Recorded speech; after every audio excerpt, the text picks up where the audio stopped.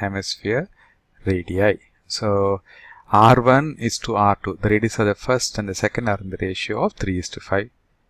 Anything else is given? I guess that's it. So ratio of the radii is 3:5. What are we asked to calculate? We are asked to calculate the curved surface area, the ratio of their curved surface area and the ratio of their total surface area. So this is what is asked. Ratio of CSA and TSA. Okay. So it's a simple case, but which is little different. I guess we have done similar problem earlier. CSA is given by 2 pi r square and TSA is given by 3 pi r square. So what we have to do is that we have to take the ratio of the radius of the two hemispheres to be 3y and 5y.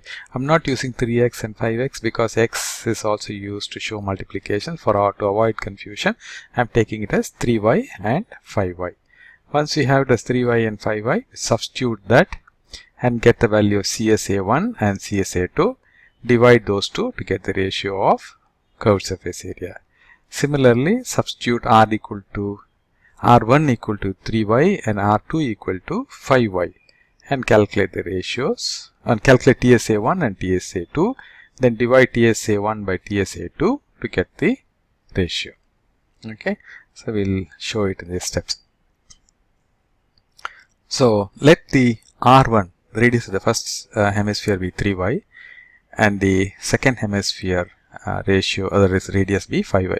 Whenever they are given the ratio, this is how you have to do. You have to take it as 3y, 5y in whatever ratio they have given, multiplied by y and keep it here. Now these two are in the ratio of 3:5. Okay.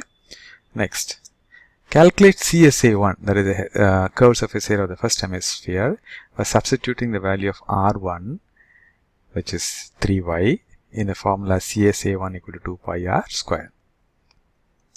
Step 3. Calculate CSA by substituting the values of R2, which is again 3y, R2 is 5y. Okay, sorry. This is a second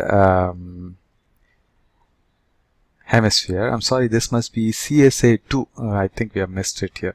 So this is CSA2 by substituting values of R2, which is 5y, in the formula CSA equal to 2 pi r square. Okay, now we have the value of CSA1 and CSA2. So divide CSA1 by CSA2 and get the ratio of curved surface areas. Okay, that's all it is. So we have done one half of the problem and we need to do the same thing for TSA. Repeat steps 2, 3, 4. That is, the ratio and the R1 and R2 values will be the same. Only thing, the formulas will change. TSA1 will be 3 pi r square and TSA as 2 will be 3 pi r square. Substitute those values, calculate as TSA1 and TSA2, divide one by the other to get the ratio of TSA. Okay, so I think you'll be able to do it. So let's pause the video here and try to work the problem. Okay, now we are coming into the solution part of the problem. The ratio of the radii is given as 3:5. So radius of the first sphere be R1 be 3y. Radius of the second sphere R2 be 5y. Curved surface area is CSA equal to 2 pi r square. Curved surface area of the first sphere is CSA1, that is equal to 2 pi into R1, which is 3y, into R1, that is 3y. Similarly, second sphere CSA2 will be 2 pi into R2, which is 5y, 5y into 5y. Now we divide CSA1 by CSA2. You will get 2 pi into 3y into 3y divided by 2 pi into 5y into 5y.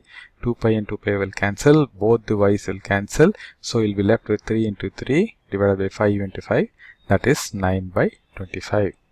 The ratio of the curved surface is 9:25. The same thing will come for the TSA also. Total surface area is 3 pi r square. So TSA of the first sphere will be 3 pi into R1, that is 3y into 3y. The TSA2 for the second hemisphere will be 3 pi into 5y into 5y. Dividing this by this, TSA1 by TSA2 to get the ratio of total surface area. So that will be equal to 3 pi into 3y into 3y divided by 3 pi into 5y into 5y. Again 3 pi will get cancelled. These two y's will cancel these two y's. So it will be 3 into 3 divided by 5 into 5. So 9 by 25. Thus the ratio of the surface area is 9:25. Okay, so you'll be able to see you get the same answer for curved surface area as well as for the total surface area. Okay, but if you're good in trying to get the inner meaning, you'll be able to see, because the r square is common. So in whether it is TSA or CSA, it is only r square. So it will be always, CSAs will be always in the ratio of r square. So even without going into all these things, the moment they say the ratio of the radii is in the ratio in 3:5, the answer you can straight away write, because CSA ratio will be in terms of r square, that is 3 square is to 5 square. So that will be 9/25.